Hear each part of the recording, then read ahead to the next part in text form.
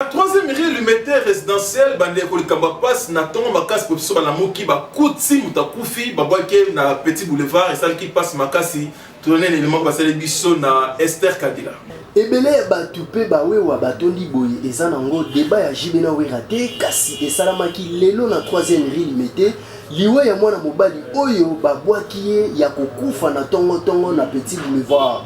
Boye baete bakangaki ye basinga na maboko pe na makolo pe batobolaki ye babalonete kasi mituna ezali ete azalaki chauffeur ya moto to ya ketch po na bapoche na ye batrouvaki permis de conduire pe na carte de lecteur. Kombo na ye Mese Fwani ale afandi na commune ya Matete numéro 738. Kasi population tango bamonaki caméra ya Zoom Congo Plus balobaki boye. Dans la troisième mairie, juste un Petit Boulevard. Avant la photo na troisième mairie. Tu comprends? C'est même passé to la muka qui to moni babwa ki mutu.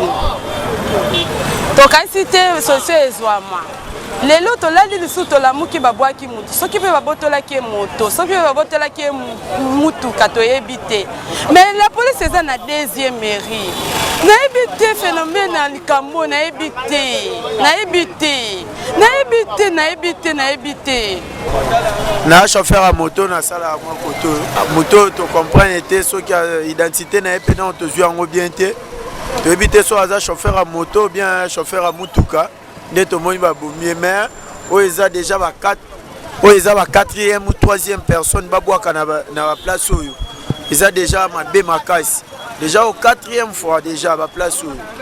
Mais position penza ya place ango eza penza bien té ba matiti donc na komona boye to mon André eza mutu moko ba bomaki quelque part ba yende ko bwaka ye ko bwaka. Toko senga kaka na ba autorité compétente ya la police nationale congolaise ba renforcer sécurité côté oyo et surtout na zamba oyo ezalaka pembeni ya Petit Boulevard pour côté oyo ba crime ezali ko salama mingi. Yango biso na Zoom Congo Plus tolobi tika molimo ya Mese Fwani ale epe mana kimia tolobi. Les Kambapas bande koko kama bati ko bangwe wa moko moto après avoir kolia na malewa abima boy moto zalité alelaki pe bande balbaki boye na reportage ya Faron Kadima. Esali pasi makasi komona elenge mobali wewa na komina Kisasa précisément na croisement wakadingi pe wangata ndeko oyo bozali komona ye azali wewa abandaki kolia na malewa atikaki moto na ye libanda yenga ye tango asilisi kolia abima libanda moto ezali lisusu te elenge mobali ateli misu atali bipai na bipai moto ezali lisusu te esalaki pasi boyoka ndenge ba témoin balobaki na biso babi moto ya kota boso ngana bi moto na paza ndeko na ngai na ye na kuti moto na ye na chikoti moto na ngai na place moto na ezalaki ba moto na sema ezalaki pasi ya ezalaki bloqué ya ezalaki bloqué te là to kuti na tole bima to biso na ensemble là to bimi kuti moto na ye ezate ezalaki to ka oyo te c'est ça déjà si c'est moto ba yibi kaka na restaurant wana restaurant moko kama esika moko ya bien oyo ya kulia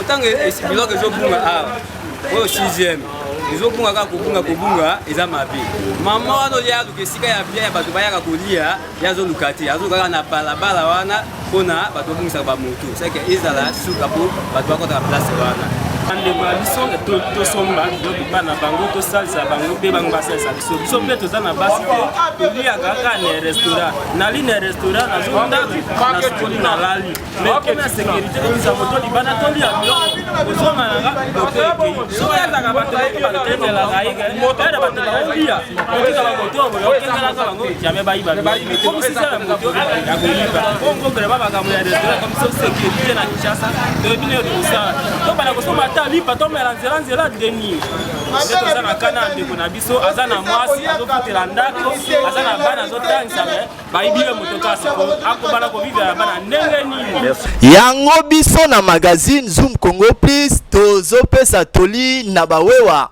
botalaka esika nini ya kokendaka koliaka pe bosurveillaka esika nini ya koparke bamoto na bino pamba te bato mabe batondi ebele bino bakolo malewa bo asiraka pe sécurité ya ba client na bino affaire oyo esali pasi na motema.